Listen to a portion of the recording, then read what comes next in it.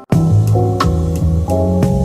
I tried to pick material that would, not be too difficult to get into, and at the same time have a certain intellectual capacity.